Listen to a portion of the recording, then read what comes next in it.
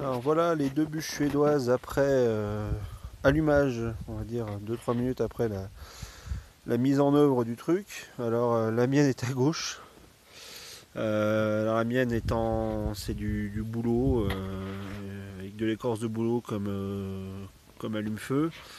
Celle de droite c'est celle achetée chez Jiffy pour 4 euros, c'est le petit modèle.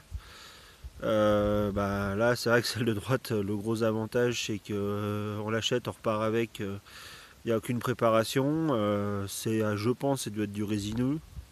Alors, on ne sait pas plus finalement, on ne sait pas ce que c'est non plus comme truc. Ça prend super vite feu. Il y a une espèce de bougie. Alors, je sais pas ce que c'est. Ça doit être un tube de paraffine au milieu avec une mèche. Un briquet, c'est parti. Donc, ça peut être pas mal en dépannage. Vraiment dans un esprit un peu fond de sac. C'est vrai que ça pèse pas bien lourd et que en cas de pépin, ça pourra bien rendre service. Après, bon, c'est un truc un peu gadget qui peut toujours servir de toute façon à illuminer son jardin pour les soirées d'hiver.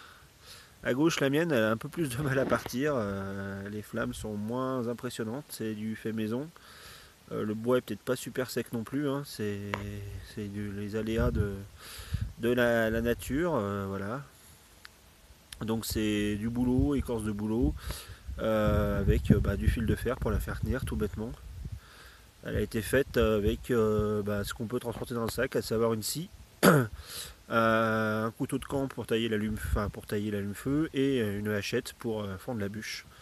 Avec un bras qui est assez droit quand même pour fendre une bûche propre, parce que s'il y a trop de nœuds, il ne devrait pas avoir une belle bûche. C'est vrai que la mise en œuvre est peut-être plus erratique. Après, il y a quand même un côté un peu plus fun de faire sa bûche suédoise soi-même plutôt que de l'acheter toute faite au supermarché. Mais ça, chacun est juge de ce qu'il a envie de faire.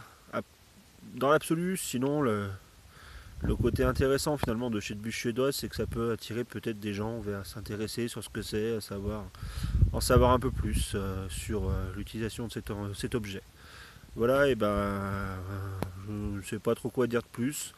C'était rigolo, c'est voilà. Et continuez à passer un peu de temps dehors et puis amusez-vous bien, salut.